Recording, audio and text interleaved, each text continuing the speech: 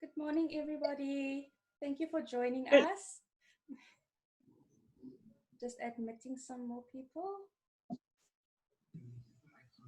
Hello. Hello.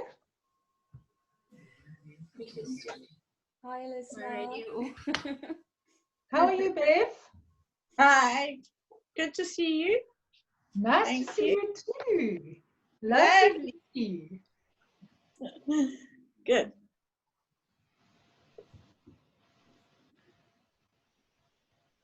I don't know why my screen is so dark. You all look bright this morning. Yes, Elisma, I can hardly make you out there. Let me You need try. some light. You need some light in front of your face. Okay. Let me get something. Good morning, everybody. Good morning. Thank you for presenting this wonderful opportunity to us all. Well, it's a pleasure. I do hope at the end you're going to say that was a wonderful opportunity. Thank you, Annette. I'm sure I will do. Thank you. Thank you. Is that better? Yes. Elisma, I sit in front of a window. So the window is in front of my face. Oh, I see. And that helps a lot. So when you've got, for instance, like behind you, you've got a window. So the window behind you, that light actually ends up making you look, the window behind, or the light behind you makes you end up looking darker. Okay. I'll change it around for the next time. I have to move everything on my desk. Yeah. I'm just going to give it a few more minutes until 5 past. I'm still admitting some people. Well, we're going to be a full house today.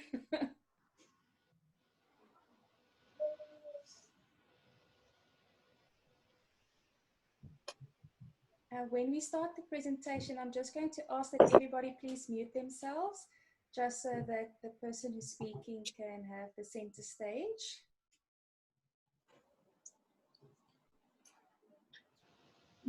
Carla, just to let you know, yes. I might have to duck out somewhere during the meeting, but I'm not trying to be rude. I might have to for some emergency, but no problem, I'm looking forward to it. Thank you. No problem. There will be a recording, so if you leave or you have to leave, not a problem. We understand. Thank you so much.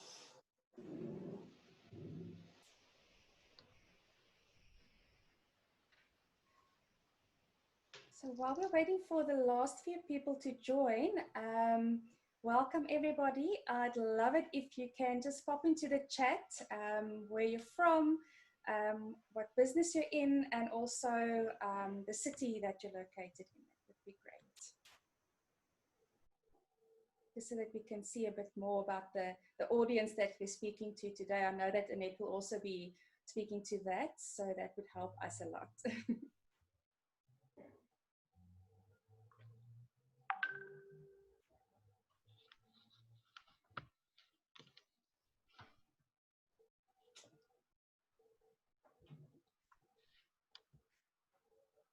Okay, great.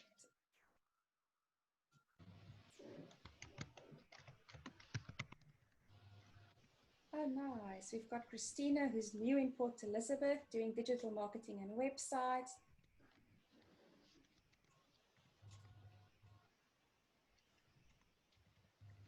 I just want to check. At the moment, I am screen sharing.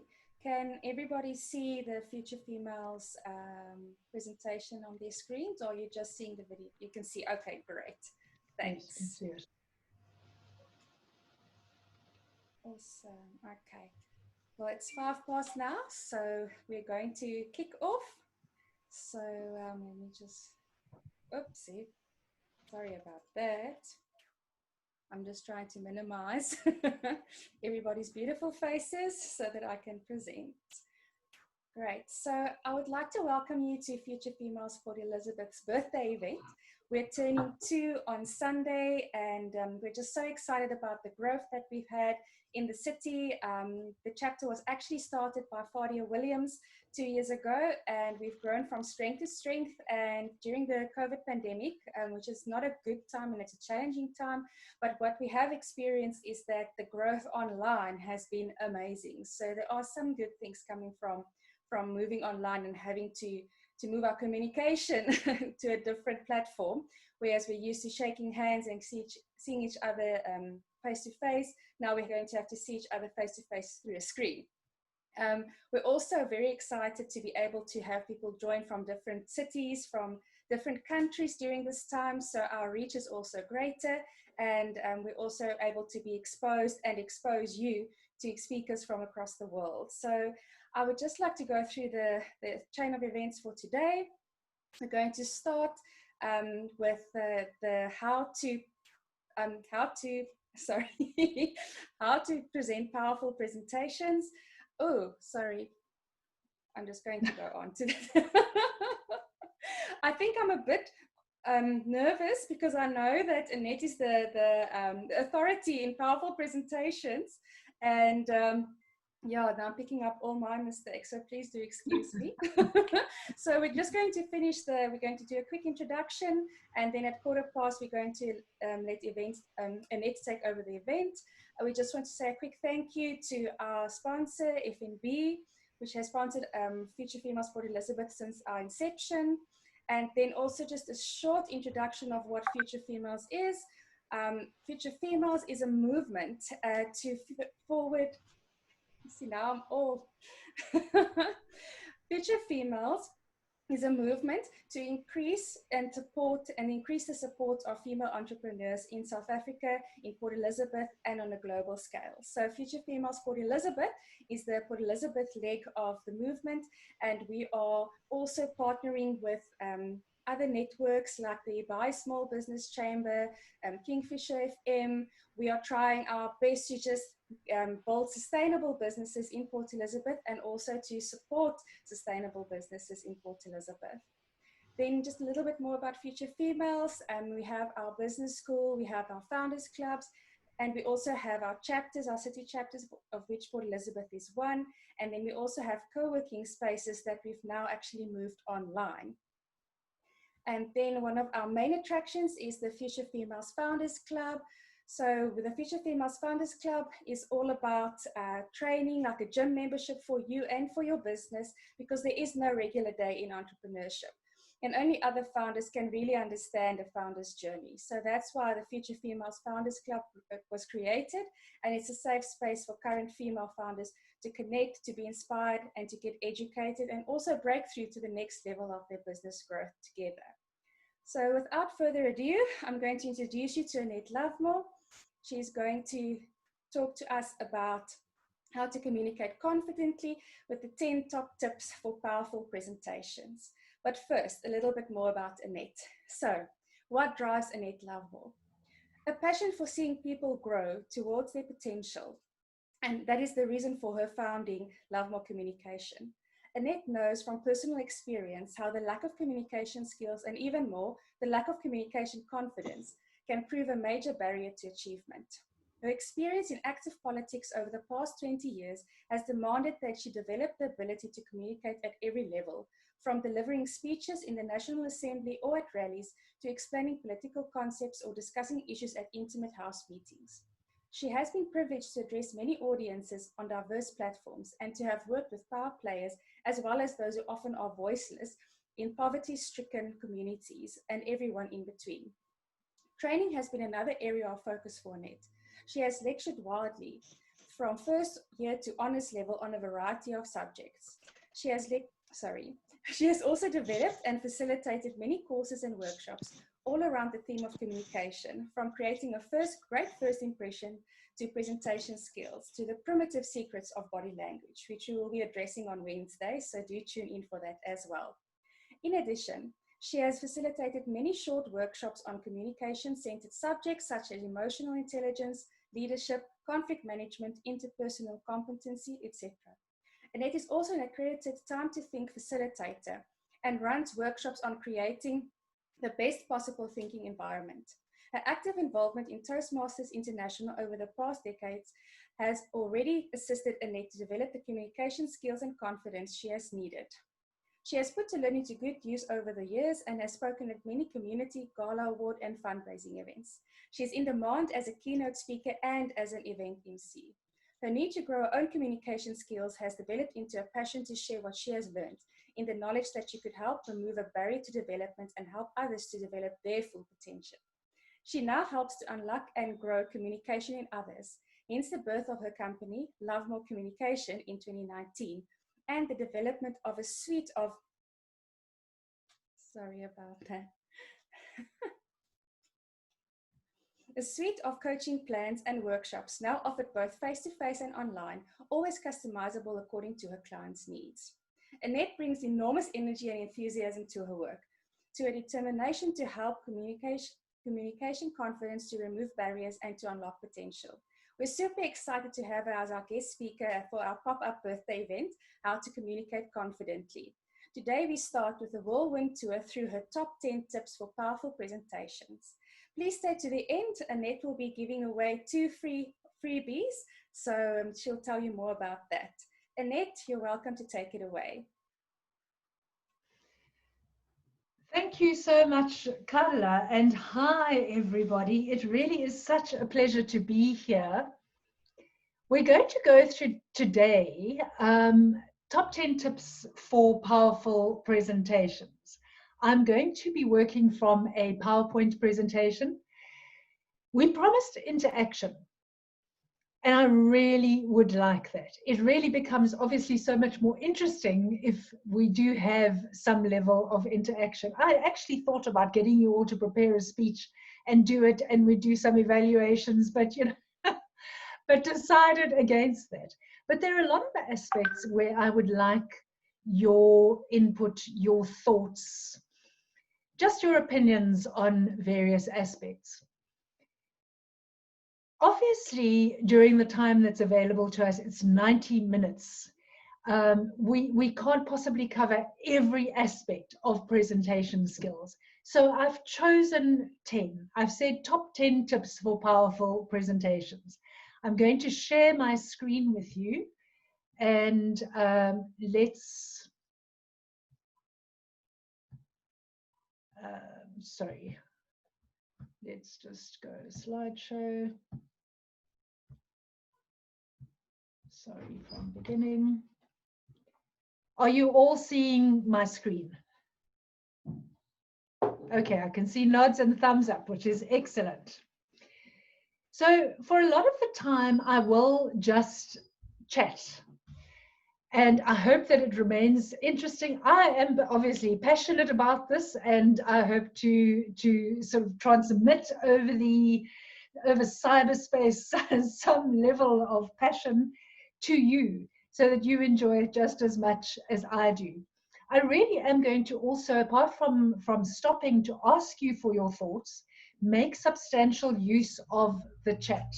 So please, if you have thoughts, if you have questions, write them in the chat. Keep writing them in the chat. Carla will be checking the chat. I can't see the chat right now while I've got my presentation on the screen, but Carla will be checking the chat, and she certainly can come in and we'll stop and we'll discuss. Right, let us get moving.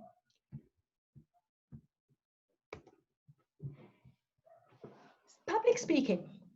The fear of public speaking is the world's #1 fear.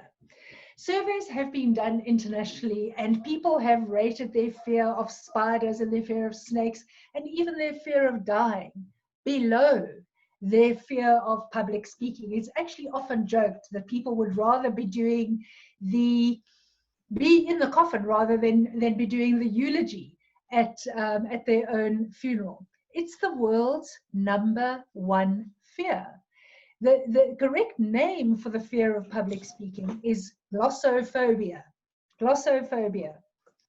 And I just want to note why we are using public speaking, presentation, as the format of communication from which we learn other formats, because I know not everybody is going to be standing up in front of an audience necessarily and giving a presentation. We all do to some extent, obviously, when we market, when we network, etc.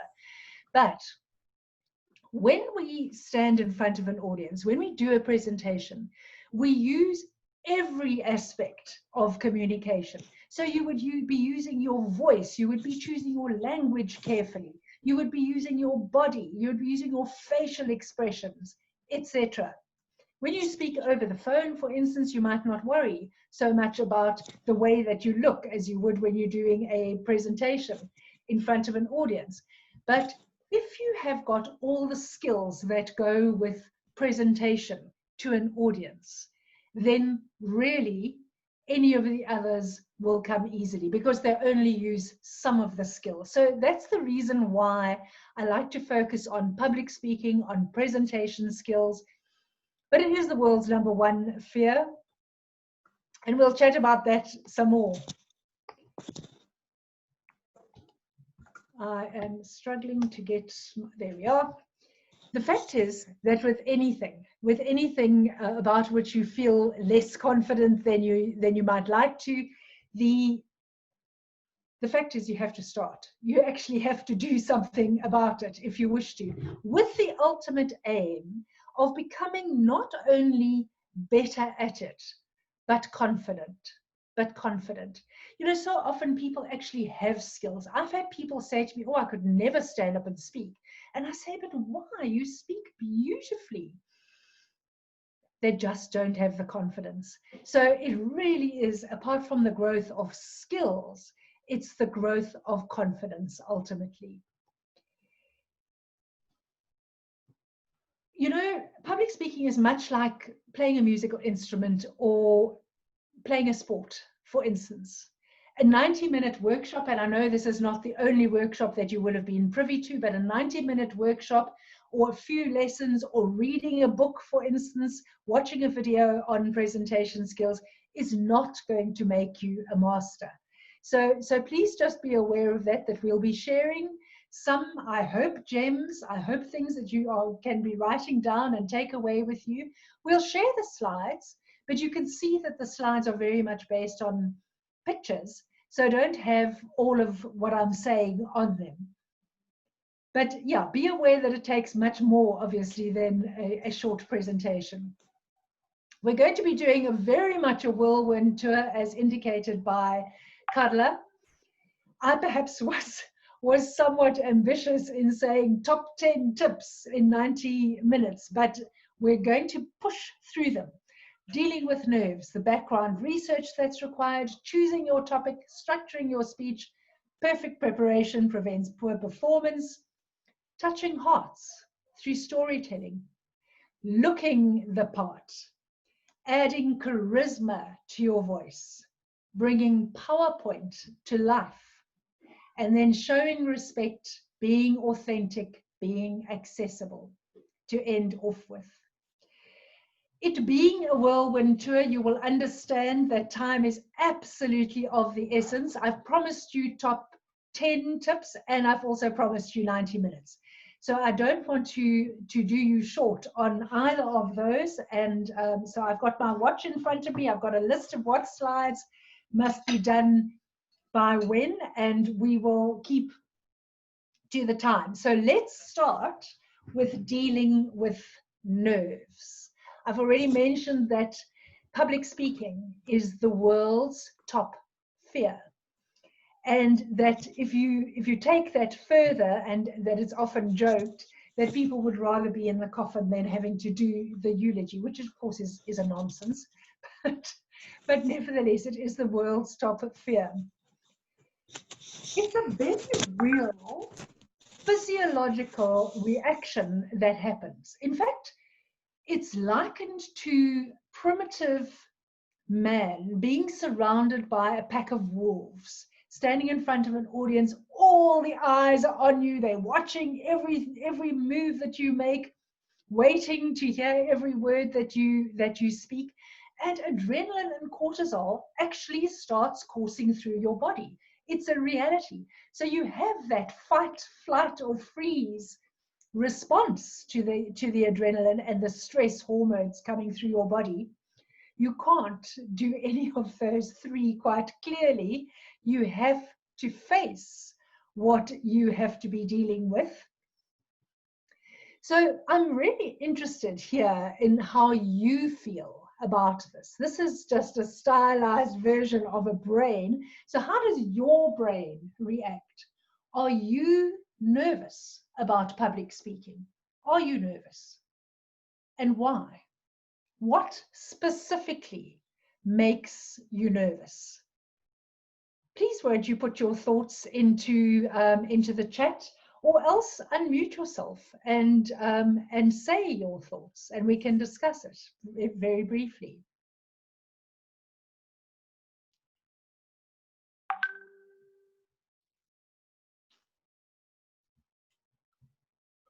Annette. Yes. Hi, Dina here from Cape Town. Why? Hi. I would definitely say that one of my, I'm nervous to speak in front of big, like, groups of people, purely based on what if I say something and they laugh at me, or I forget my words, or I don't get through things properly and I sound like an absolute idiot. Okay. Yeah, you see.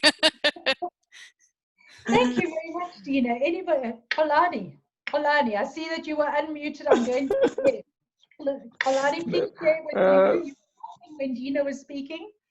What? Yes, I actually wanted to. Are you nervous? And if you are nervous, why? Yes, I am, but I had to laugh on that one when she said that. I'm also nervous. Most of the time, I had to do the public speaking. But actually make me nervous. It's not actually what I'm going to say, per se. Sometimes it's the audience.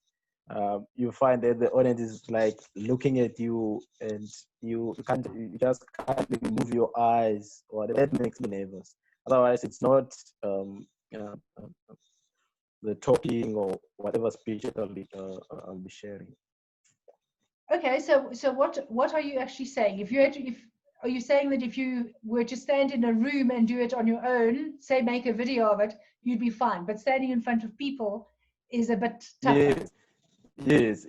When I'm in front of people, then that's where the problem starts. Okay, so you know your stuff. In other words, you know what you're talking about, but standing in front of the people is tough. Yes. Okay. Yes.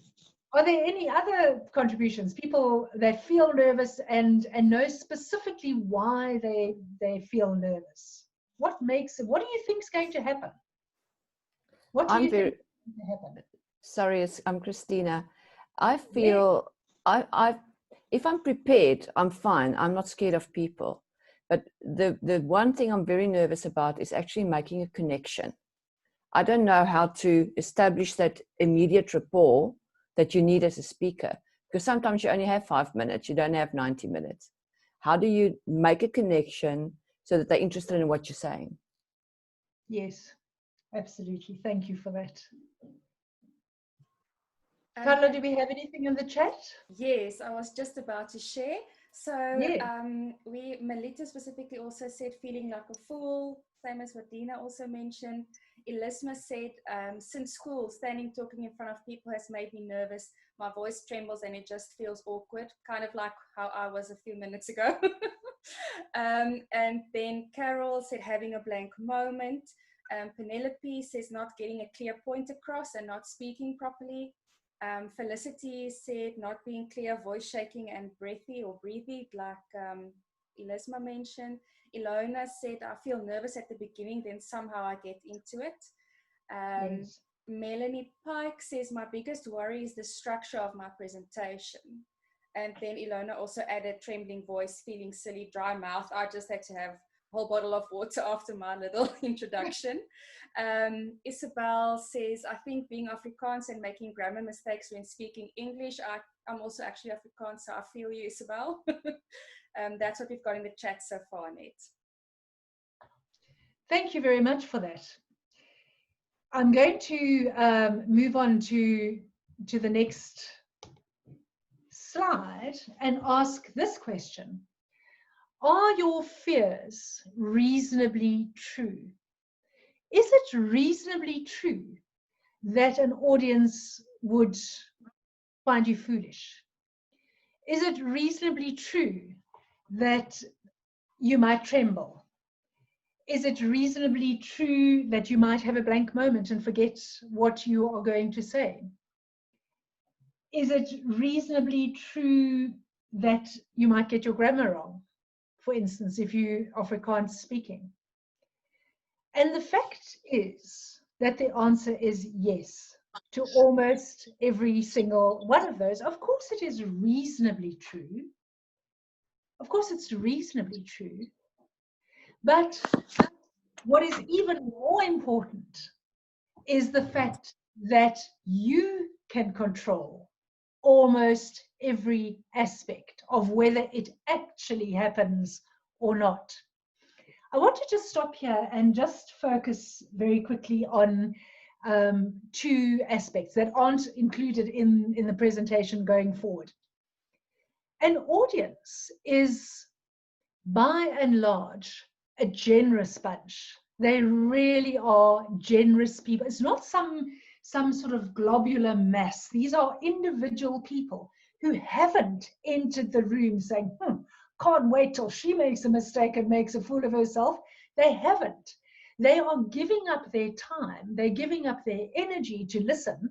And they really are hoping for the best, for their sake, if not for yours. But audiences are generally very forgiving. And, you know, when it comes to things like grammar, same thing with accents. Again, people are very forgiving. As long as you are clear, you might be devastated by the fact that you've used incorrect grammar.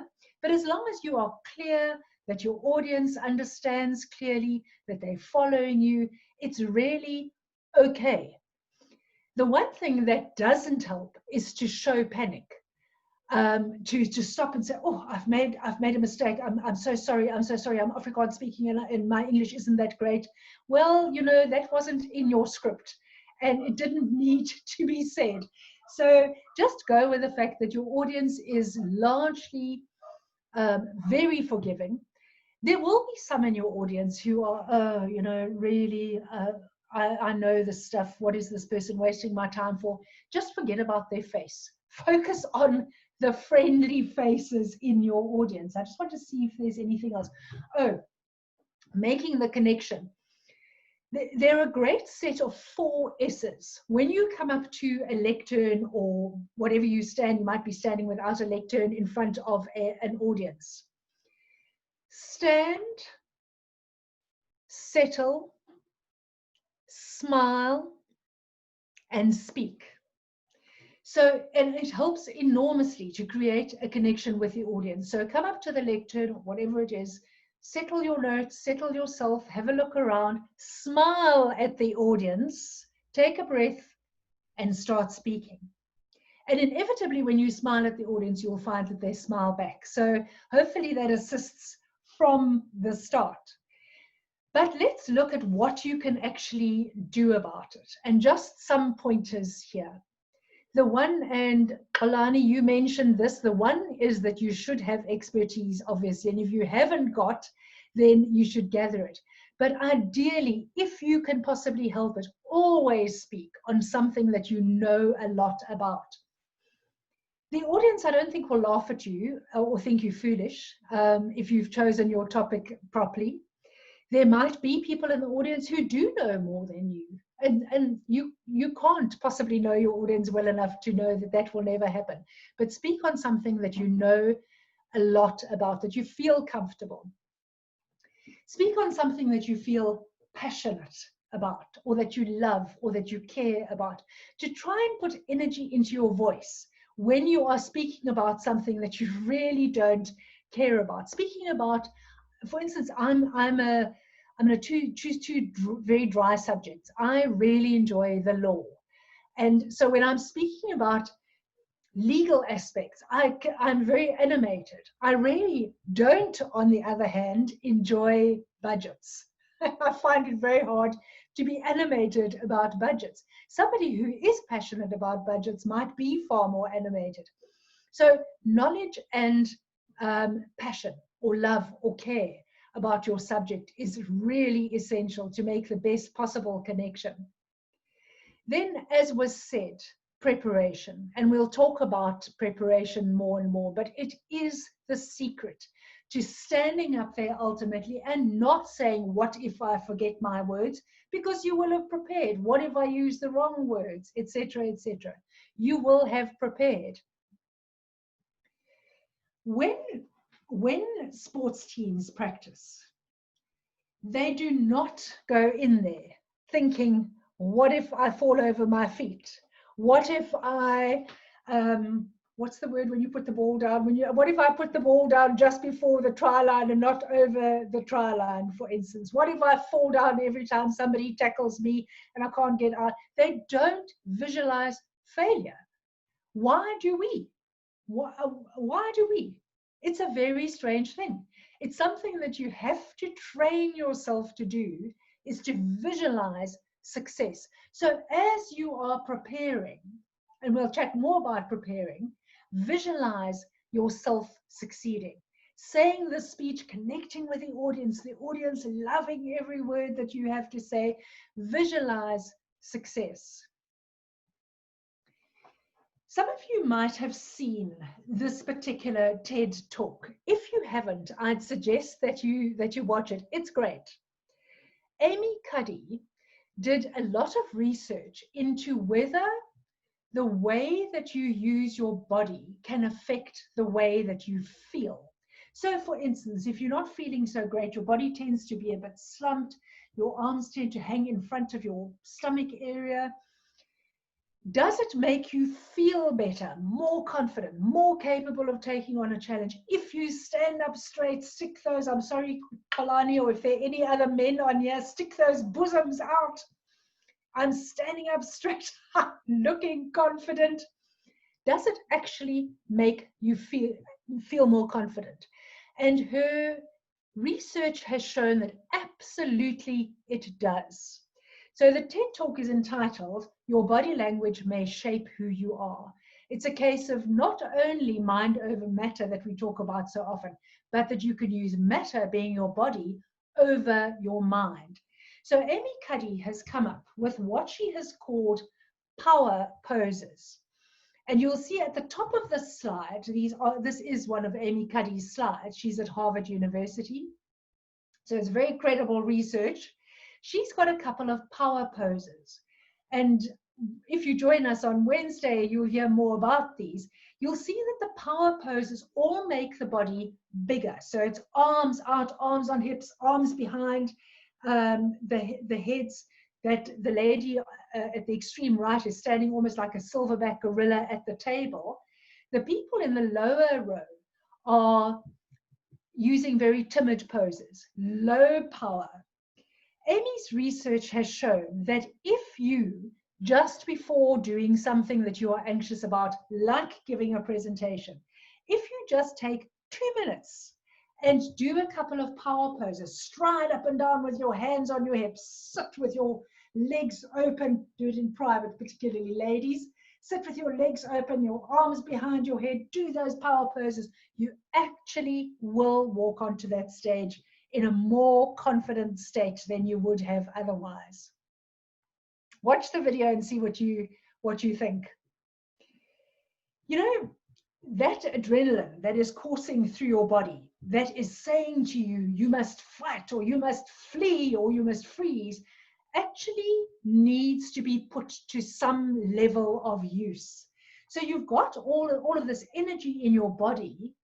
The way that you can release it is by gesturing purposefully. So not just mannerisms, but by gesturing. So when you prepare your speech, you will prepare to gesture. So you will be saying, he went that way, or the speech received wide acclaim. You will use your body and it will get rid of that energy, and you will be feeling so much better for it.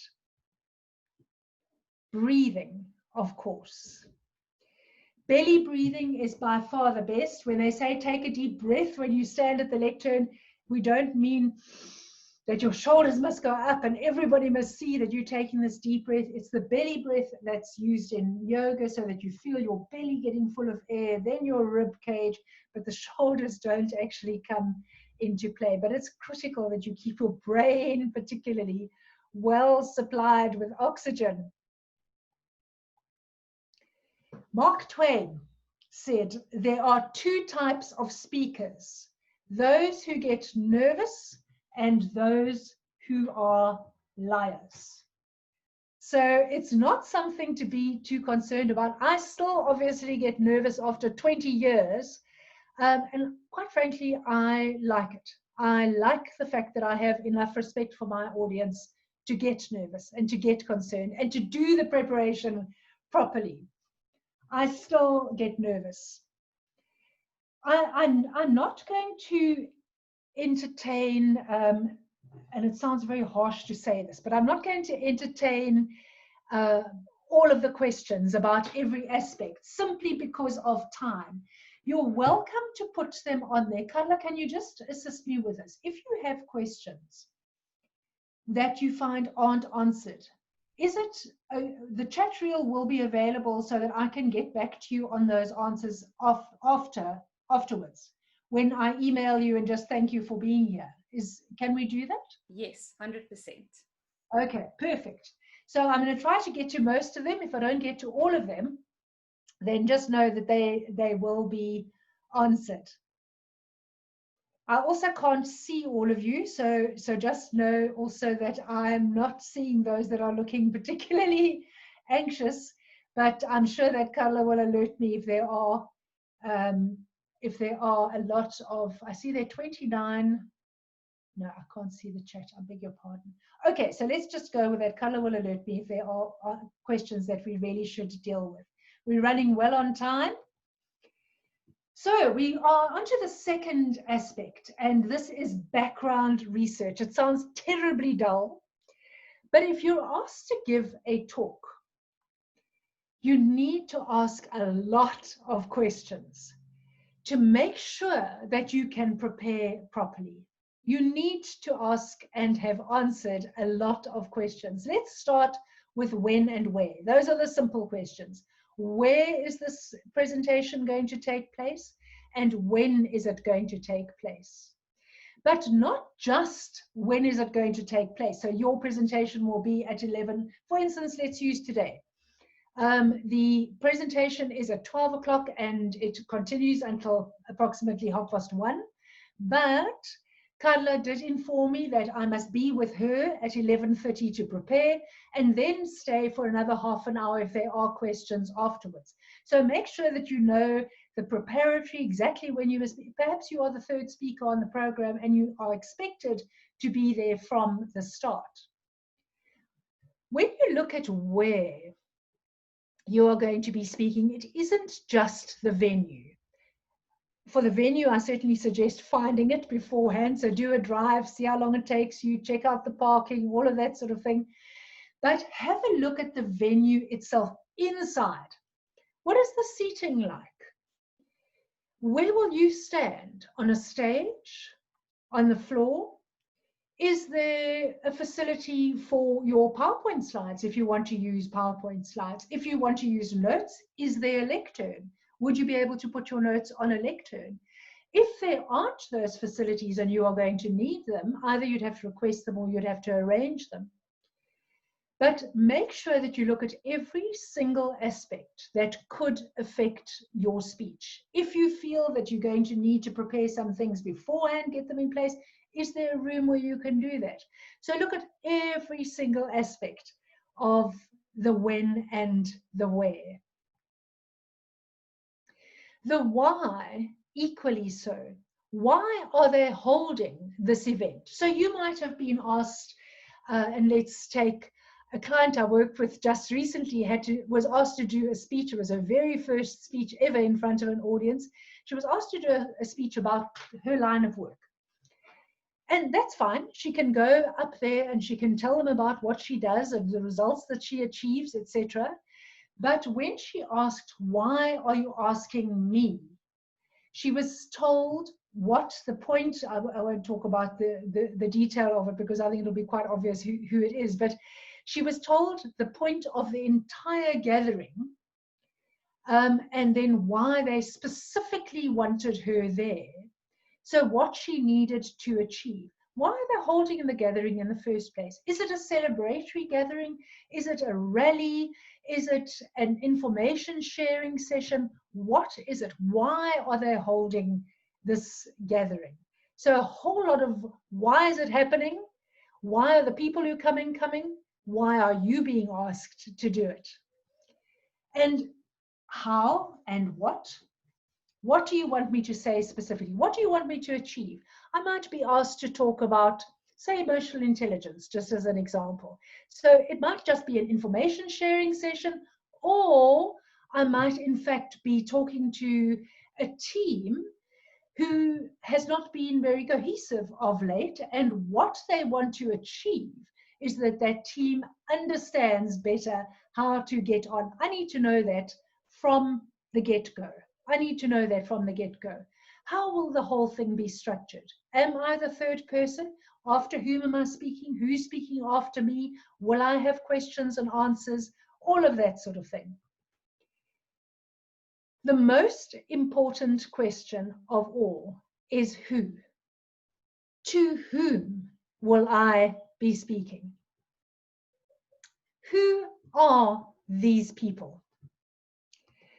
And I'm very interested in your views as to what aspects of your audience are critical to know before you can start preparing a speech that might succeed in connecting or adding value to the audience. If you could unmute chat, either verbally or using the chat facility.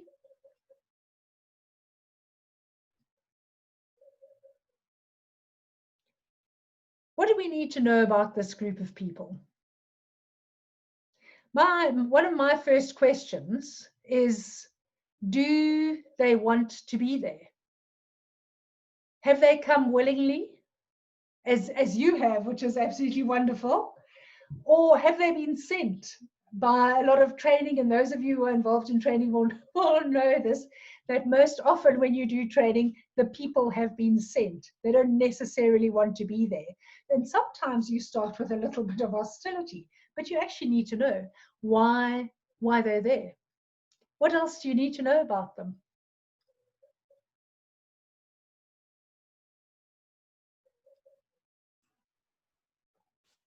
Annette, Carla? I'm seeing Dina said their interest, their knowledge. Ilona said, what are the expectations, age group? Thank you. Christina, you unmuted. Yeah, I was thinking maybe if they already know something about the topic you're addressing or not, you know, are they newbies or are they experienced people, so that you know what level to pitch what you're saying. Absolutely, because you know, if they're people who are completely familiar with what you're going to be talking about, you can, for instance, use acronyms and jargon, but otherwise you can't. So that's really important to know.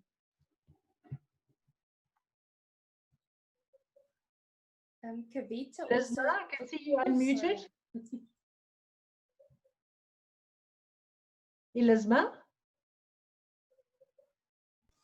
Hello. Hello, did you want to share? No, I didn't. Oh, okay. Sorry. I just want to share some of the comments as well. Kavita said the level to communicate with them. I think that hinges on their knowledge and of the subject matter as well. And Rashida said, I would also add whether they know you or of you or not. So also I think the familiarity. Yeah. Yes, absolutely. And all of those things are completely valid. You would want to know more or less the age. If it is going to be older people, you would certainly prepare a more conservative presentation. Is it going to be younger people who might not even understand? I mean, I'm 62. Maybe they don't even understand the language that I'm speaking. Or is it a mixed audience? What is the culture of the audience? What is the mother tongue of the audience? Will they understand is English their mother tongue? Will they understand easily the English that I take for granted every day? What are they, male or female?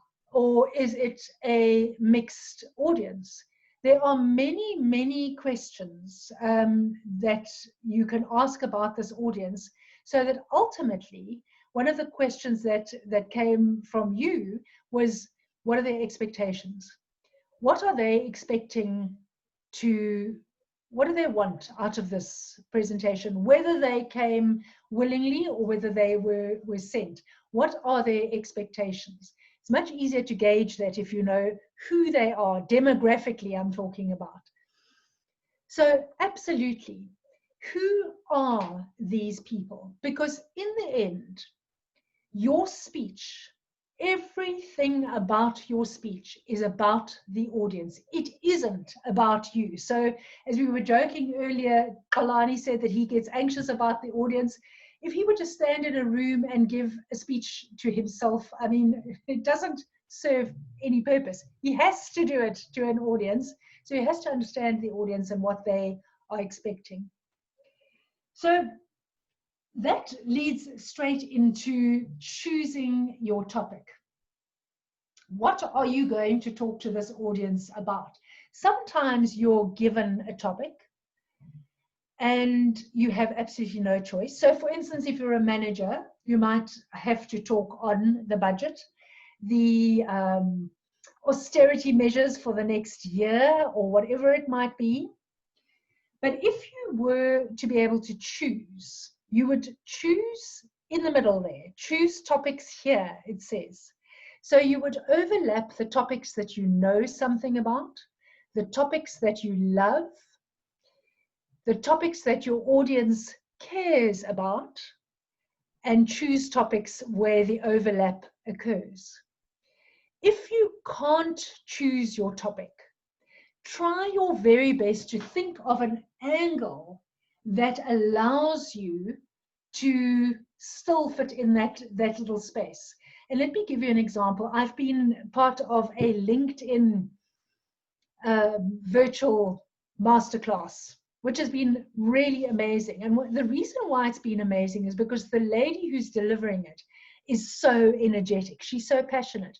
She is passionate about LinkedIn, but she's also passionate about, she's more passionate about roses. So she's very cleverly said, okay, my audience cares about LinkedIn. That's why they've signed up. I actually paid for this course. My audience cares about LinkedIn. I know about LinkedIn, but I love roses. And she's used how she learned about pruning roses and growing and hybrids and how to put things together so that they really create the most wonderful product in the end. She's woven that into the way that she presents her LinkedIn topic so that it comes across in a much better way. So if you can find, even in something that is dry and legislation earlier, or the budget, or whatever it might be, if you can find an aspect that will excite your audience, an aspect that excites you and that you know a lot about, then absolutely that's the best way to go. It is critical that you add value to your audience. I think we're going to be saying that many times. So you will choose a topic for your audience, and then you will come to structuring your speech. There are only 5 types of speeches, really. Everything falls within these 5 categories. So either you're setting out to inform your audience, you want to entertain them with maybe a humorous after-dinner speech, you want to persuade them to do something. You want, for instance, you might be a member of the SPCA, and you want to persuade them to get involved in animal anti-cruelty. Let's say the fight against fireworks. Inspire, So you want them to, you want to inspire people to do their best possible, to be their best selves, etc. Or you want to celebrate. Maybe somebody is leaving after 40 years of service, or it's a 50th wedding anniversary, etc. Those are the 5 types of speeches. You would decide to start off with what kind of speech you are actually trying to put together here. Are you trying to persuade an audience? Are you trying to motivate them? Are you just celebrating? Are you just informing? Late President John F. Kennedy is attributed with having said, there is only one good reason to give a speech, and that is to change the world. Now, this is the president that was also responsible for saying we should send man to the moon. So changing the world in John F. Kennedy's context was, you might think, a lot easier than in our context. So this might be your response. Really? Change the world? But absolutely. Every speech that you give should change the world. Otherwise, you shouldn't have given it. You should have prepared a different speech. When you walk into a room and an audience is there to listen to your speech, they know less about your subject than they will know once you've informed them. They have been less entertained than they will have been once you've entertained them. If you give them something to think about, you're trying to persuade them to lobby for a cause, if you tell them how everybody can be their best selves, you are inspiring them, etc., they will walk out with thoughts that were not in their minds when they started. So their worlds have changed because of your input. There is only one good reason to give a speech, and that is to change the world. And yes, really, really, even us. So just the basics of structuring your speech. There's ordinarily an opening, a body, a closing, and these things are massive topics in themselves, like what makes a good opening, what makes a good closing. Suffice to say in this short presentation that the opening will pique the interest of the listeners, and the closing will leave the listeners, the audience, with words that they will take out with them. The opening and the closing are the most important parts with respect to how you structure them specifically, how you put your words together, your sentences together. You want to pique your audience's interest, and then you want to leave them with something still going on in their minds. Gee, she really gave us something to think about there. Very importantly is to identify a golden thread. So if you want to talk, let's use a serious topic that is very topical at the moment, and that is gender-based violence. If you want to talk about gender-based violence, what is going to be your golden thread? You cannot talk about all aspects, why it happens in the first place, how COVID is affecting it, the impact of alcohol, domestic violence training at police stations. You can't put all of that in there. So what do you want to achieve? What would be your golden thread? You'd say, okay, I'd like to actually not just inform people. I want people to take action, but to do what? To do what? So do I want people to speak out? For instance, if they hear or see something, do I want people to join my lobby for changes to legislation? Let's say I want people to join my lobby for mandatory, regular, ongoing training of the police. And I know that they are trained, but let's say I want people to join my lobby. So that's my end point. That's the action that I want people to take. The golden thread would have to link to that entirely throughout the speech. So this is a persuasive speech. I'm trying to persuade you to take action in some way. It doesn't help me to go all over the place and talk about perhaps TV coverage of gender-based violence, etc. All I'm concerned about is getting you to take the action I want to take. So I might well give you, for instance, some information about domestic violence to shock you into realizing what a big issue this is. And then I might tell you specifically about how little support there is from the police at the moment for victims. And then I might say, what can you do about it? But ultimately, there is a golden thread that runs through that. It doesn't go all over the place. It is a golden thread that runs through the entire speech. And that really is one of the secrets of a well-structured speech. So as you're preparing, keep asking yourself, is this going to be adding value to the audience that I have identified?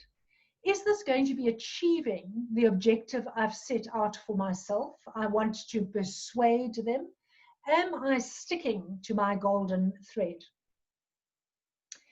One of the very handy things as we prepare a speech is what is referred to as the rule of 3.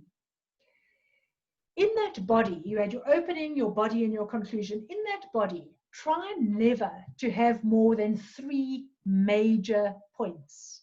People just don't take more than 3, maximum 5 in.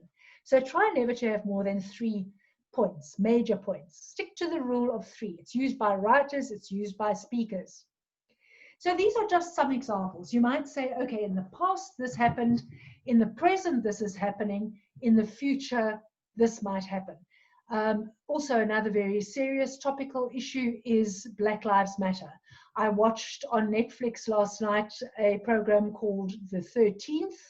It's really fascinating, and it looks at the past with respect to Black Lives Matter in America, what is happening currently and what can be done in the future. So it's a great structure for, in that case, a documentary, but also a speech. You can look at the status quo and say, but what if we did XYZ? What if we tried this, this, and this? And then we can take action. You might talk about plastic bags, for instance. What if we did all of these things? What if you carried your groceries instead of using plastic bags? Or going from the very general to the specific, and now? What are we going to do now? So those are just examples of the rule of 3. It works very well in structuring your speech. In speech making, there is an acronym, WIIFM. And it's an acronym that you want to avoid. It stands for what's in it for me. And I can tell you from having listened to so many speeches, and you have as well, that one does think, but why is he telling me this? What has this got to do with me? What has this got to do with me? So, what's in it for me holds a very strong lesson. It is critical that people understand the benefit from the start. So while you are structuring your speech, you have in your mind, this is of benefit to these people because of X, Y, Z. But you need to make it clear. This is how this affects you, your daughter, your wife, your mother, etc. It's really, really important to link the speech explicitly to your audience's needs and make sure that the audience understands, even if they didn't know it when they walked into the room, they know it now, that whatever you are giving them is of benefit to them. Right. Let's go through. Carla, let me just stop here for a moment. That was quite a lot of talking. Let's just check if there's anything in the chat or if anybody would like to say anything. In the chat, we had Dina say that her goal is to inform, motivate, inspire, and persuade in that order. And Melanie said that one of her main goals is she does buy-in and compliance. So I would think that would link to inform and persuade or motivate to comply, but perhaps you can correctly. Yes, absolutely. So the compliance would really go to persuade, because you want to persuade people that it is important to comply. You know, a very good example, and I'm sure many of you are familiar with this, occupational health and safety. It's become more spoken about now with COVID, but ordinarily it's one of those things that's pushed onto the back burner in corporate environments. Doesn't get much attention, and it is so important. So you can go around and talk until you are blue in the face about how the law says this, and you must have health and safety representatives in place in committees and blah, blah, blah. You can talk until you're blue in the face, but until you persuade, until you get the buy-in, as you say, of the people you're talking to, you really aren't going to make a difference. But it comes back to the what's in it for me. And it ties up, I mean, everything ultimately ties up with this. Networking ties up with this. Pitching your business ties up with this. You don't pitch and say, I'm Annette Lovemore, I do X, Y, Z, etc. Really, what I should be starting with is, how can it benefit you? How can what I do benefit you?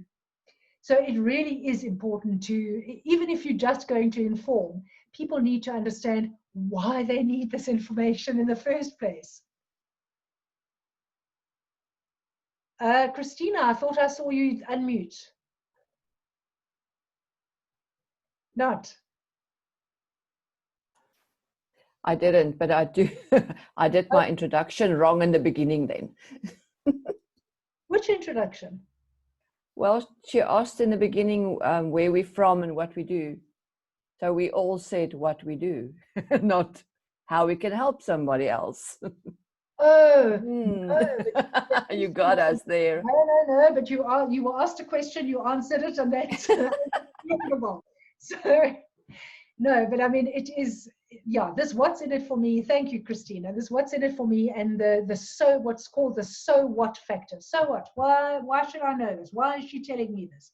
Is absolutely critical. And again, as you're going through your speech, as you're structuring your speech, ask yourself those questions. Is the benefit to the audience clear? Will they understand the benefit that I know is in it for them? So if I'm talking to them about obesity, for instance, are they really going to get, I mean, let's use smoking. And just I used to be a heavy smoker, a personal story. I used to be a very heavy smoker. And I was attending on one particular occasion a talk by an AIDS activist. And I said to this lady, but why? I mean, if you're telling people that they, through their irresponsible actions, they can actually die, how are they not getting this? And she said to me, I suppose you could smell it on me. She said to me, are you a smoker? So I said, yes, I am. So she said, well, why are you not getting it? Why are you not getting it? And somehow the message has never been structured well enough for us to, I mean, that's a very difficult one, how to get that across, how to get people to stop smoking. Maybe you just ban cigarettes, as has been done in our country at the moment. But the fact is that much as I knew the information, I still didn't take the required action. So it really is the person going to be getting the benefit that I know is in the speech for them, or in the information that I'm imparting? Okay, we move on to number 5, which is proper preparation prevents poor performance. The reason why there's a picture of a soldier there is because this little saying, which is used very often in the speaking world, and I suppose in many other environments as well, actually comes from the British Army. In the British Army, however, they say, and forgive my language, they say proper preparation prevents piss poor performance. But we've taken the piss out of it, and we say proper preparation prevents poor performance. So this is where, you know, at the beginning, people were saying that they were anxious, and people are, we all are, about the fact that you might forget your words, you might say something wrongly, people might not see value in what you are presenting. Proper preparation prevents poor performance. Now here I'm interested also in how you prepare. When you've chosen your topic, you know who you're talking to, you know what you want to achieve, so the kind of speech you're giving and what that golden thread is. What ultimately do you want your audience to get out of this? Now, you are preparing for this, you're writing down what you want to say, and you are then preparing the final documentation, whatever it might be, slides that you want to use in presenting to your audience. Today I've chosen slides. And I'm interested to know what you find works for you with respect to notes, with respect to slides, keywords, what works for you?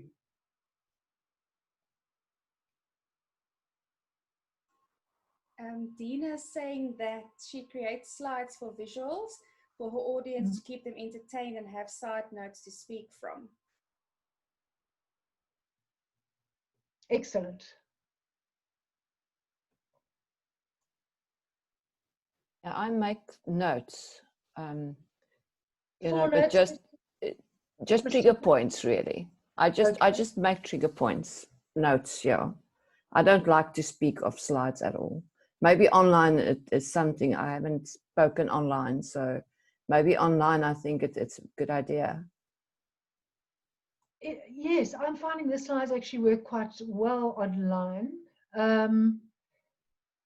except that you will have noticed already, and I mean, I'm learning lessons as I'm doing this, you will have noticed already that there have been stages where I've had a lot of slides and I've been talking for long periods, which has certainly worried me. I'd prefer to have more interaction. You know, there's a lot to be said for preparing notes. And I'm not saying the way that you like to do it, the way that works for you is great. If it works for you, it's great. What works for me is writing out a speech in full, every single word that I'm going to say. I write a speech big so that I can read it easily, 18 font, double spacing. I write in pause if I need to pause in a particular place. I know that there are people who write in gestures so that they make sure that they have purposeful gestures rather than just mannerism. So if they want to point at a specific stage or do whatever, they actually write it into their speech. I find writing in pause really helps me because I just see it and I go 1, 2, 3 quietly in my head, obviously, and then I continue speaking. The problem with notes is firstly that you have to have a place to put them. So you need a lectern. I've had a lectern made and I carry it around with me. But if there isn't a lectern, you really are, it really messes you around. People will suggest that you speak from a table. I suggest that you never do that. So if you have notes and you now have to put them onto a table, every time you want to look at them, you have to put your head down, which means that you break eye contact with the audience. It's never a good idea to break eye contact. If you, however, and I'm just going to turn so I can do this, if you have notes and you put them on a lectern, they are at a slant, which means that I can keep my head up, just drop my eyes, not my whole head, just drop my eyes to see what's on the notes and keep contact with the audience. So if there's no lectern, notes are really, really problematic. Also, if you've written notes, you've chosen words very, very carefully. And there's a danger of panicking if you can't remember the exact word that's on the paper and then wanting to scratch through your notes to find that word before you carry on. There's also a temptation to read, of course, which is not okay. Are there any other responses, Carla, with respect to how people prepare their speeches? Yes, Ilona said that when she lectured, it was slides, and she'd also leave a blank slide for questions. Melanie said, I give lots of presentations and preparing notes is so important for me. I do my research and write it out in bullet points, find relevant images, and then translate this into a PowerPoint. And then Dina said, I spoke at a funeral once and had my notes in a flip file so they didn't fall everywhere. Yes, absolutely. And even if you don't have them in a flip file, make sure that you number your pages so that if they do fall everywhere, when you pick them up, you can put them back in the right order. It's really, really important. If you do use notes or pieces of paper at all, use A4 pieces of paper, not index cards. Index cards you have to hold in your hands and it prevents you from gesturing. They really are very distracting. So A4 pieces of paper, typed only on one side, not stapled. Otherwise, you have to be, flipping over all the time. But it's entirely up to you. One thing that notes allow you to do is to time yourself.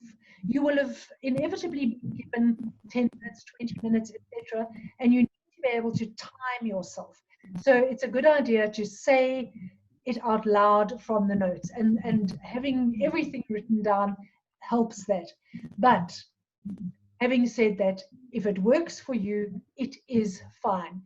The bottom line is that whatever you use must allow you to successfully project in the end, present in the end, and it mustn't distract attention from you when you are presenting, like the index cards actually do distract from your presentation.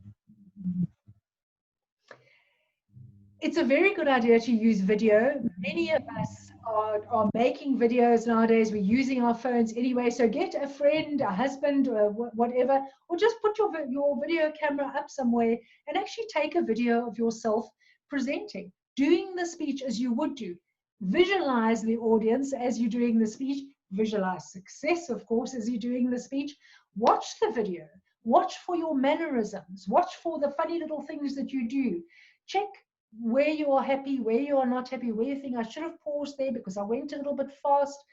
Do it again, video it again. Video is really very, very helpful.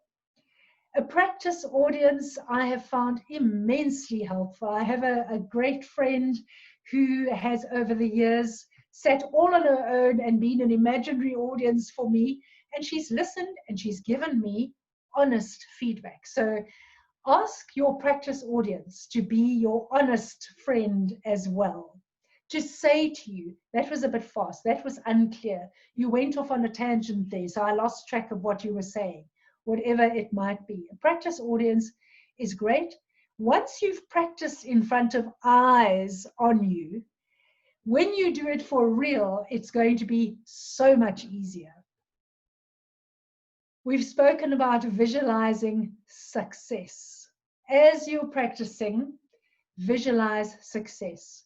But the bottom line is to practice out loud. So having notes or key points or whatever and just going over them in your mind is not great practice. You really need to say the speech and time it as you are preparing. Okay, so now, Annette, yes, let me just. I just wanted to ask: is it very unprofessional to actually have your notes on your phone? Because to me, that's the easiest way to actually not have it written out, but to have it on my phone. And if it's dark, I can still read it. Because you know, with age comes problems. Yeah, I know. I know. And then, where do you have your phone, Christina? In my hand. I usually hold it in my hand, and then I have, I can refer to the notes as I need it. But is it very unprofessional? I don't know. You know, you probably will find that there are different views. And please understand with a lot of these things that it's opinion-based. You know, it's not, there aren't necessarily hard and fast rules or facts underpinning everything. My opinion is I personally don't like it. I would never prepare a speech on a tablet or on a phone. You have to, as you say, be holding the phone. A lot of the time you have to be scrolling. You actually have to look down at the phone and you break eye or sideways, hold your, like, you know, look to the side. So you break eye contact with your audience. I personally find it very distracting when somebody is speaking from a phone or from a tablet. But that's my view. I would ask others, ask them to be honest with you. And maybe some people, I probably tend to be hypercritical because I've been involved in this for so long. That's why I'm asking you. Yeah. No, I personally don't like it, but I'm not saying it's wrong. So ask others and find out if they find it distracting. If it's distracting, it's distracting from you and your message. So that's a bad thing. But Cool, I would thanks. ask. Cool. Annette, Yes. sorry to interrupt. Just while we're talking about notes, Xolani also wanted to just add, and then Felicity also asked, once you have written your speech out, do you shorten it into notes afterwards?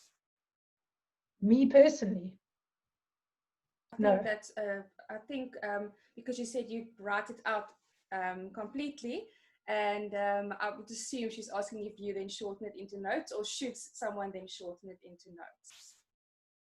Someone should shorten it into notes if that's what they feel comfortable with. I don't. I go up to the lectern with my entire speech in 18 font double space, which means sometimes it's like 40 pages that I've got and I'm putting on the lectern. When you've got your speech on the lectern, A4 pages like that, as you finish each page, you can just slide the pages across to the left on the lectern so that you're always working from the right. But I have practiced so well that I don't need to read my speech. That every now and again I can just glance down, make sure I'm on track. If I'm not sure of a word, I can glance down. Really, it comes with practice. It doesn't come with time, having done this so many times. Every single speech needs to be so well practiced that you don't have to read, that you're not uncomfortable. No, I don't make keywords, but if you wish to, you absolutely, it's your choice entirely. Xolani, what was your question? Oh, yes. I just wanted to add on the notes. I remember there was another event in Joburg. See, the issue with notes is that I've got a problem with cramming, because obviously when you write notes, you have to cram some of the stuff. And I actually found another strategy that I've been using, where I just pick up the words that are mostly that will cover obviously the topic. I just work on the words and okay, if I've got this word, this is a covers maybe like 10 words from the introduction to the body to the conclusion. What are the words that will remind me what to talk about, and I start practicing whatever I wanted to say instead of having the whole speech. Then you have to read it. Like, you see, you have to like kind of write it down, study, and have just the words that you want to talk about. Another thing also is that the voice.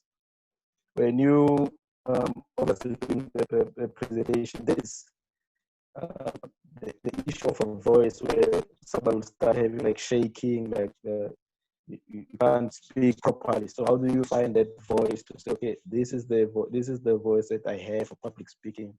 This is the tone. Where if I keep it into this tone, this is how my voice sounds like. This is how so sometimes you speak so loud, they start shaking and all that. Thank you very much for that. I'm going to come back to, well, we're going to get to the voice, but with respect to the words, yes. I mean, what you're saying is important. It's most important that your concept is in your mind so that you do not get yourself panicked by not remembering a specific word and then having to find it on your piece of paper. So using different words around your concept is really good. Just something else very quickly about the notes. One thing writing everything down does allow you to do as well is to count your words. So people talk at the rate of about 120 to 140 words per minute ordinarily. So if you've got 10 minutes in which to speak, you should never have a speech that is more than 1,400 words long. And if you write every single word, you can count those words. But it doesn't matter if you're going to practice from keywords, because then you'll time your practice. But as long as I say, as long as you achieve the end point with your style, it's absolutely fine. I'm going to move on to storytelling. There are a number of techniques, really powerful techniques that you can use within speech making that will add the wow factor. One of them, in fact, the most important of them, is storytelling. Telling a story about yourself is number one. Telling a story about somebody that you know, or a person whose story is completely relevant, takes second place, but is also great. Telling a story about a brand that is familiar, for instance, about how Coca-Cola came into being, or how McDonald's, which is a really interesting story, came into being. But, you know, MRI scans have actually showed that when I hear a story, I feel the emotions of the story in the same way that the storyteller is feeling those emotions. So storytelling is the most sure way of making an emotional connection with the audience. The person who is held up as the star storyteller, as the person, as the go-to, go and have a look at this person if you want to understand the power of storytelling, is Steve Jobs. I'm going to play you a short excerpt of a speech that he did at the commencement ceremony at Stanford University in 2005. You will hear that he isn't the greatest of speakers. He really isn't a very good speaker. However, this speech is still used as an example very widely internationally, specifically when it comes to storytelling. You will also hear in his introduction that he uses some self-deprecating humor. I'm not touching on humor during this presentation much, but if it's going to be humor, then self-deprecating is good humor to use. And in his introduction, he doesn't do much more than make a brief connection with the audience through talking about him never having been to college, and tell them what he's going to tell them. So an introduction can be as simple as that. This is what I'm going to tell you. And then the conclusion is, this is what I have told you, and then possibly the call to action. Let's watch just a little bit of Steve Jobs' commencement address, Stanford University, 2005.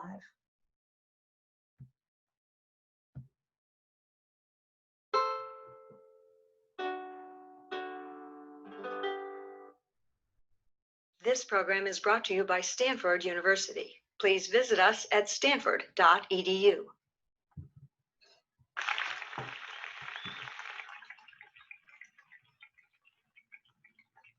Thank you.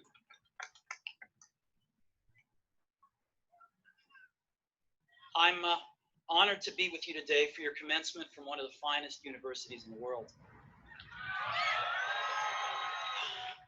Truth be told, I never graduated from college, and this is the closest I've ever gotten to a college graduation.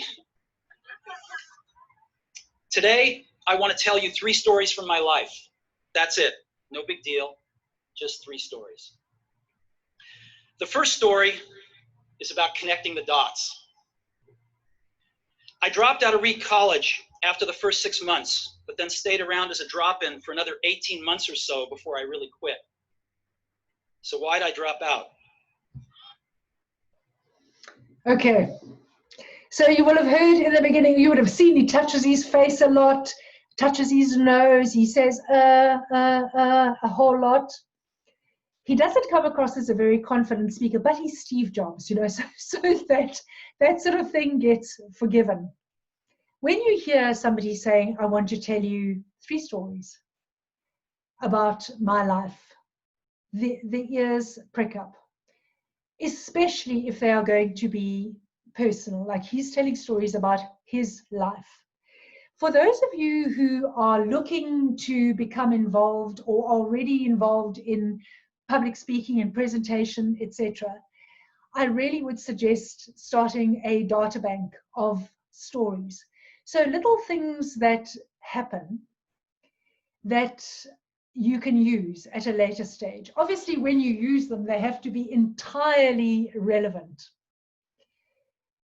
I'm going to use a little story that came up during a lecture session that I was involved in recently.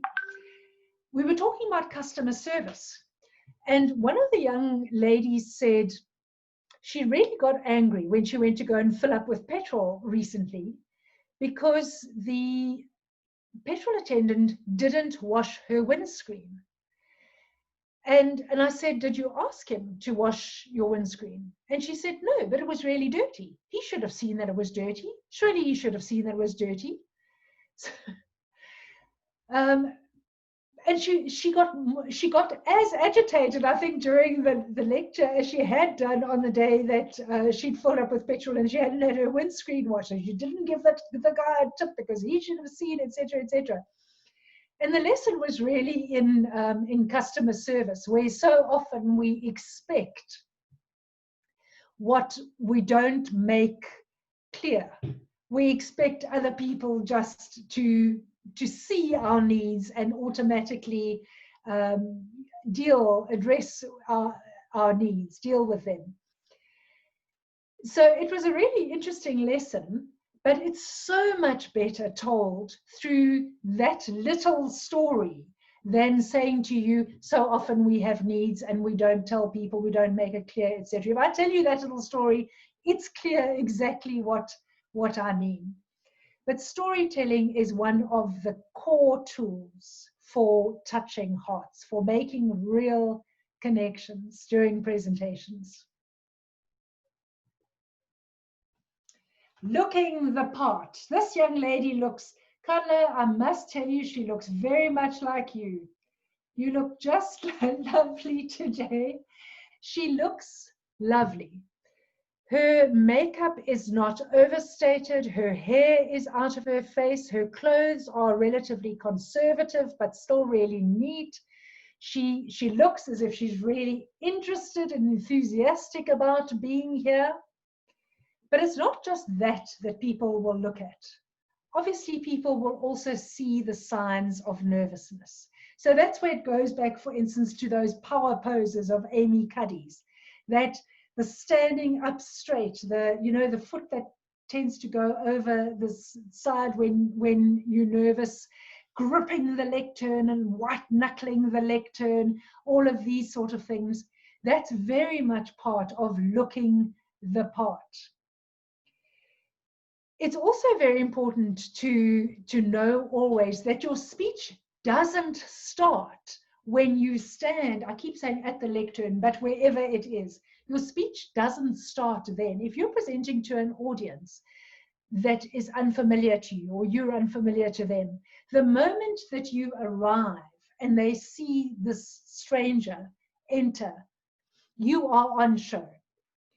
So your speech starts long before you actually stand at the lectern, and you have to look the part all the time. I don't know if there are any thoughts on that, things that particularly put people off. It's really important to understand, it's one of the things to find out about the audience and the event, what is the dress code? Is it, for instance, a gala event where everybody's going to be wearing black tie, or is it a really casual event? If it's a really casual event, you as the speaker cannot be wearing slip-slops and shorts. You always dress at least one notch up, but certainly not ultra casual. Are there any comments on looking the part? We've got a comment from Dina. I think, Dina, Yeah. do you want to unmute yourself and maybe just talk us through? Oh. Okay, I don't mind. So when I look at the lady on the left-hand side with all her makeup and her pretty hair, what Yes. happens to people like me who don't do makeup? I don't know, makeup's not my thing. I'm a girl from the farm, so I don't wear makeup every day. The most I have is like, I have my nails done. And I don't, hair, I genuinely pull it back. Wearing it loose, it's long, it's not something I do a lot of. So does that impact someone like me to do a presentation in front of people? I mean, I can dress nicely, but hair and makeup's not my thing. And the answer is categorically no, it doesn't impact somebody like you. The reason why I chose this lady, let me tell you, I really struggled to find a picture that would work for this, because inevitably people's hairs over their eyes, nothing must distract.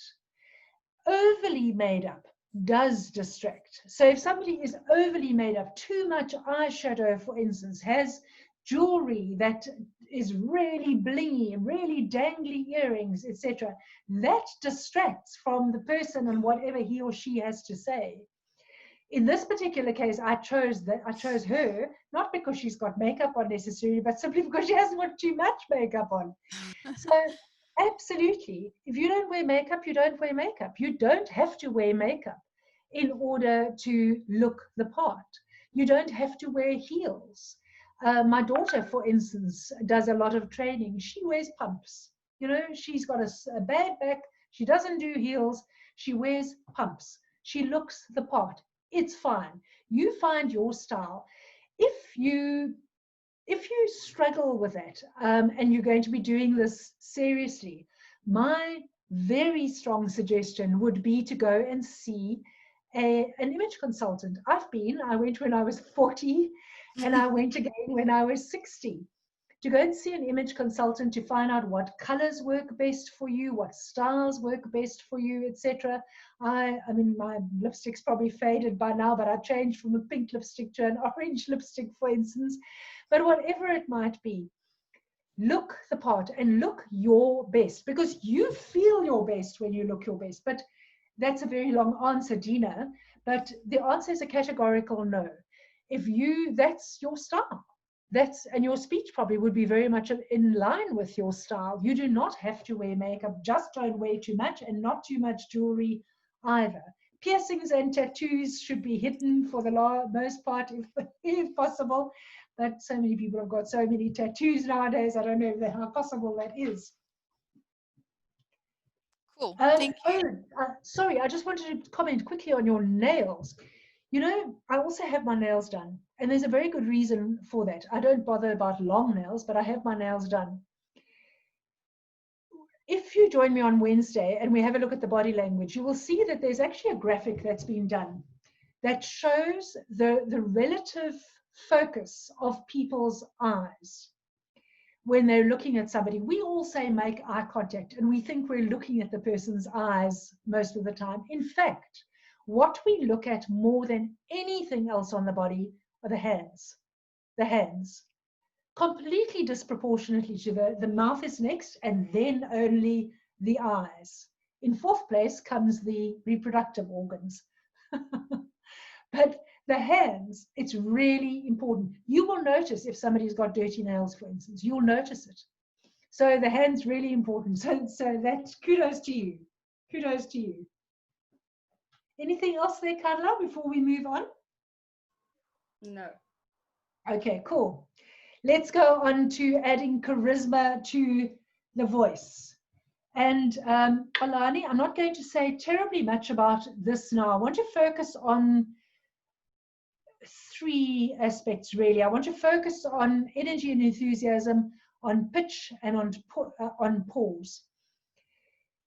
You know, Stanford University did a 4-year study from the year 2000, 4-year study of pitches that were being done by young entrepreneurs to investors. And the investors were given 13 different aspects to rank. I made my decision because, and then they ranked these 13. What was most important in this particular pitch? The results of that 4-year study showed that number one was the business idea. The business idea obviously had to be sound and it had to make business sense. Number two was the person. Do I feel that I can trust this person? Is this person knowledgeable, etc.? Number 3 was energy and enthusiasm. So above, has this person got a degree? How long has this person been in the field? What other clients does this person service? Above all of those things was energy and enthusiasm. It is so important to get people to buy into you, to buy into the message. When you are saying to an audience, there's benefit in this for you, you need to be doing it with energy and enthusiasm. With respect to pitch, women in particular sometimes have a problem with a high-pitched voice. It's been proven, I'm afraid, that the higher your pitch, the less seriously you are taken, both by men and by women. And I'm going to use a very South African Afrikaans word, poppy.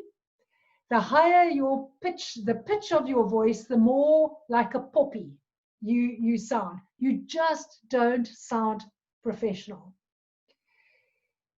To emphasize how important the pitch is, Margaret Thatcher struggled, and those of you who might have watched a documentary about her rise to eventual power and fall, of course, will have seen that she struggled for years to be elected as a member of parliament. And one of the things that she eventually did was she went for voice coaching.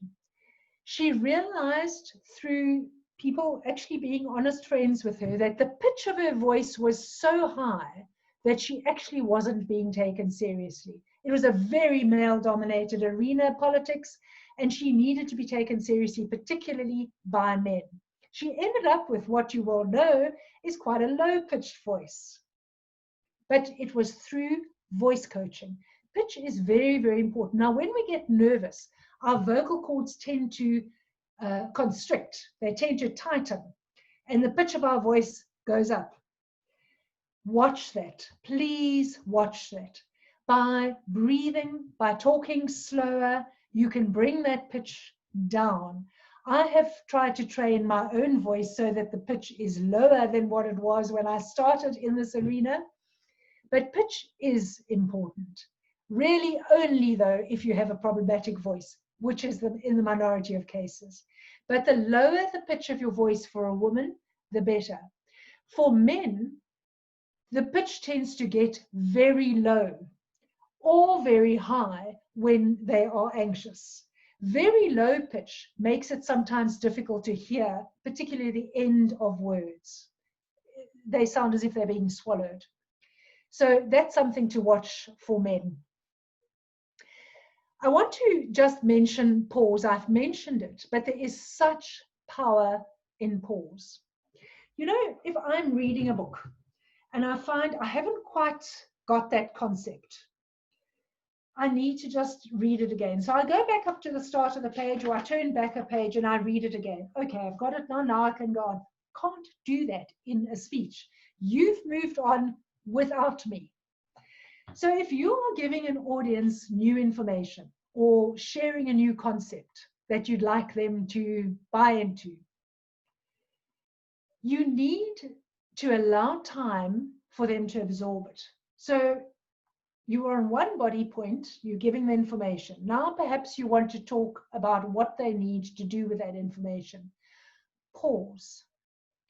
If you go straight on, you'll find an audience is very seldom able to straddle both. So they'll still be in the facts, trying to take in all of these facts that you've given them, and you'll have moved on to what we're going to do with these facts. So now, what's the next step? Just pause. 2 or 3 seconds. Just pause.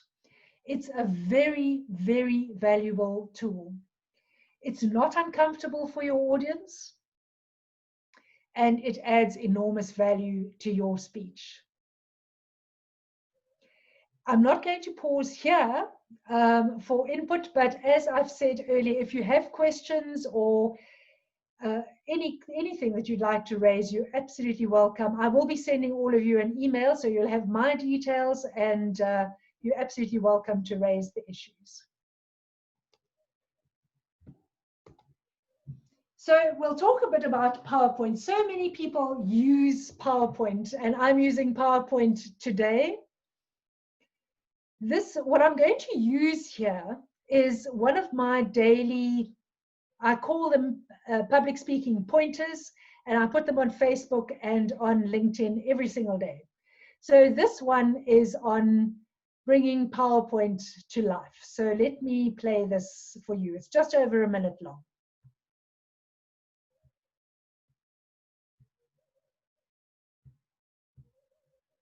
I've lost it, sorry. Hi. PowerPoint is such a valuable tool in the toolkit of any serious presenter. It has a bad rap. People talk about death by PowerPoint. It really is through the misuse of PowerPoint.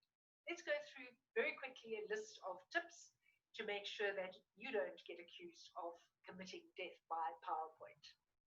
Use a dark background, not a white or light background. Something like navy. Keep your text absolutely visible, so use a color like yellow, or white, or light gray on that navy. The text font should be something simple, like a Tahoma, Arial, Century Gothic, for instance, a sans serif, not a serif font like a Times New Roman. The size of the text should be at least 24, highly visible from every part of the room. I like a 36, in fact, and the spacing at least 1.5 to 2. Having said that, it's obvious that there shouldn't be much text on each slide. Keep text to an absolute minimum. Use pictures rather than text. A slide is not a place for your notes. The PowerPoint audiovisual aid is there for the benefit of the audience. It's not there necessarily for your benefit. So it isn't a place to put your notes. So use pictures as much as you possibly can. One concept per slide, no bullet points, no lists, no long paragraphs. Use videos on your slides, 1 to 3 minute videos. Make a great audio-visual addition to the normal slide pack. Enjoy PowerPoint bringing your presentation alive.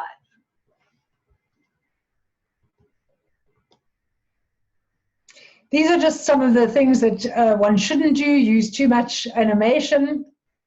Clip art and text art are no-nos. It's old-fashioned. I'm not going to play this video because I see that we are running a little bit late, but let me just give you his name. There's a gentleman named David J.P. Phillips who has made a life study of, he's identified, you'll see in the middle video there, the 110 techniques of communication and public speaking. He's made a life study of what makes a great speech. But he's got a video called The Magical Science of Storytelling, and then on the right there, how to avoid death by PowerPoint. His videos are well worth watching. I really suggest that you do watch them. But as I say, I'm not going to play it right now. Let's end with being authentic, accessible, and showing respect. You know, I'm saying something that is just so obvious. All of you know it, but it I think can never be repeated often enough or stressed strongly enough. People pick up insincerity immediately. People are so tuned in to insincerity. So as a speaker, you really need to be interested. You really need to be showing your audience your real self. The more conversational you can actually be, the better. So using language that you would use on a daily basis. Authenticity is one of the secrets of the great speakers. In terms of being accessible and showing respect, just some of the things: arriving on time, sticking to time. Carla, do you know what I've done? I've done a very blonde, is it Monday today? Yes, I've done a blonde and Monday thing. I've set out my timing from 12 o'clock till 2 o'clock instead of 12 o'clock till 1:30. So I'm almost done. Arriving on time, sticking to time. Sometimes your time will include staying for tea or staying for lunch. Know that and do it. Sometimes you will have to, or you'll be required to enter into the cultural nature of the event. Do it. Absolutely do it. So that you remain accessible, you're showing respect, and then protocol. So addressing people as they like. Do they like first names? Do they like to be addressed by their last names or their titles? Are they Mr. Chairman or are they David? So stick to the protocol. While the word protocol is up there, I want to implore you never, ever to say all protocol observed. It's lazy and you haven't observed any protocol at all. So please don't say all protocol observed. Okay, so we've been on a whirlwind tour. And, you know, as I say, I made a real boo-boo there. I timed wrongly, but nevertheless, we've been on a whirlwind tour. We've dealt with nerves, research, choosing your topics, structuring your speech, preparation, touching hearts through storytelling, looking the part, charisma in your voice, bringing PowerPoint to life, being authentic, accessible, showing respect. So what now? Learning. If you're serious, take it forward. There are videos on everything. How do I start my speech? How do I end my speech? How do I train my voice? Absolutely everything. Not only videos, there are books, and of course there are places like Toastmasters International. But as I said in the beginning, this is like a musical instrument or learning to play a sport. You have to do to learn. You can only get better through practice, so you need to do that. Find out from your nearest Rotary Club, Lions Club, etc., if they'd like a guest speaker, and go and offer your services. You won't get paid, but you'll certainly get practice. I'm around. These are my contact details, but as I say, I will be sending them to you. And let me just mention very quickly the freebies. What I will be sending you is firstly, an ebook that is entitled Virtual Meeting Etiquette for Meeting Participants. So it just goes through the etiquette of virtual meetings. And then secondly, for the next 30 days, sending you every day one of my public speaking pointers, the same ones that I put onto Facebook and onto LinkedIn, the public speaking pointer. And I hope that you learn. I certainly hope that you enjoy those and find something worthwhile in them. So, of course, thank you, Dankie, everybody, for joining me today. And thank you, Carla, for the opportunity. Thank you so much, Annette. It was lovely having you. We had a few people that had to drop off due to other commitments, but most of us are still online, and it's just been amazing feedback on the chat so far. From Future Females Port Elizabeth, we also just want to thank you for this wonderful gift of the 2-day workshop that you're gifting to Port Elizabeth community through Future Females. This is so valuable, and we're going to share the recording with our community as well. And I think we should stay on for a little bit longer for a little bit of Q&A. I know that Kulani said that he is, okay, it's good. He blinked now. I wasn't sure if you're freeze frame. I was just checking out, just looking for eyes. He said he was prepared for extra time. So yeah, we can still discuss further. Anybody else who needs to drop off, feel free. And we'll stay on for a few minutes longer so that Annette can answer some questions. Sure. And really, my apologies again, you know, and learn a lesson from that. I mean, I have broken one of the golden rules just through, I don't know how, I actually wrote down my time from 12 until 2, but so I apologize. It's fine. But I think both of us, I think you're making me feel better now for my boo-boo in the beginning. So we're balanced out now. It just shows that we're also human, we're authentic, we're accessible. But the lack of respect is not, I mean, the respect is absolutely there. So exactly. Does anybody have any questions or comments? It doesn't have to be a question. I just want to say thank you very much, guys. I actually came prepared. You know, when you attend such meetings, you end up saying, oh, okay, so this is how it goes. Sometimes it goes longer than. So I came prepared, so I've saved myself 30 minutes. So, okay, if I can spend 30 minutes, then I'm cool. Thank you Thank very you. much. Well And done. I must say that you came prepared in the way that you dressed as well, Kolani.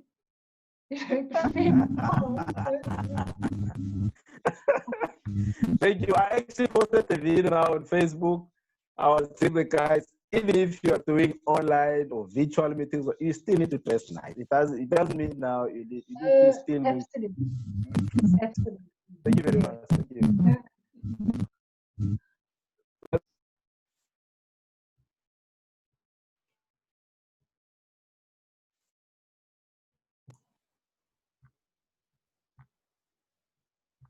No more comments.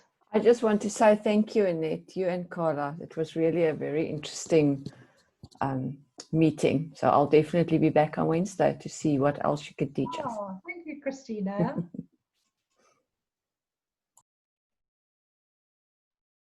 Okay, I see we've Excellent. got Penelope just logged off as well. So Melita, I'm not sure if you want anything or to add anything or ask anything, or April.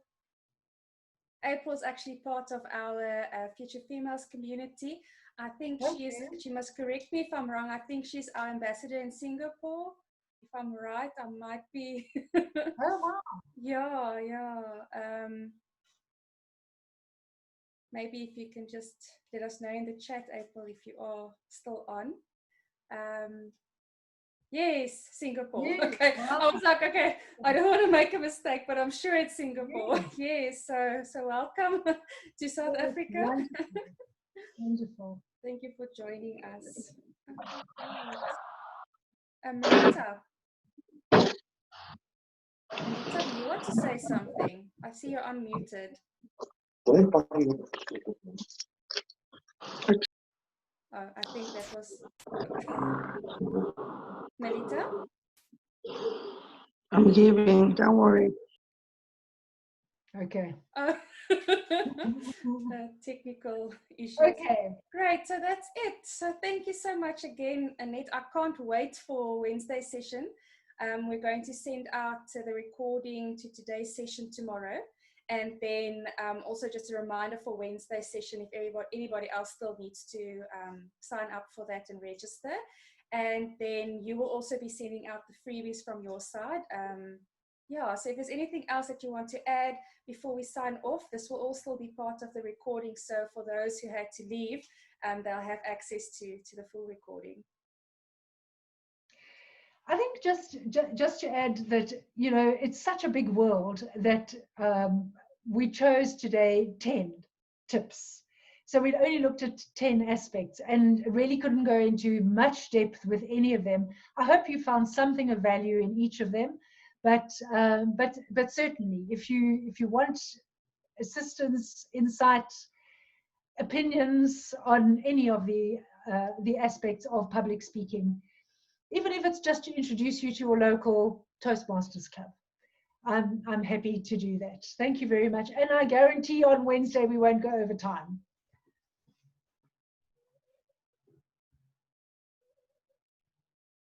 Ooh, sorry, I'm still muted. Thank you for that. And enjoy the rest of your day. We'll see you on Wednesday. Thank you so much, everybody. Thank you. Thank you. Bye-bye. You guys have a good day. Bye-bye. Thanks. Bye-bye.